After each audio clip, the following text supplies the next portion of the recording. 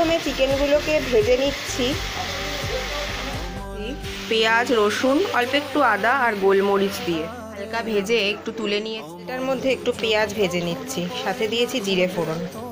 মশলাটা দিয়ে দিয়েছি, এবার জলটা শুকিয়ে তেল ছাড়া অবধি অপেক্ষা করব। এই হয়ে এসছে মশলাটা, এরপর চিকেনটা দিয়ে দেবো। এবার ভালো করে মশলার সাথে মিশিয়ে নেব। চিকেন কষানো হয়ে গেছে আর তেলটাও ছেড়ে এসেছে। এরপর এর মধ্যে দিয়ে দেব গরম জল।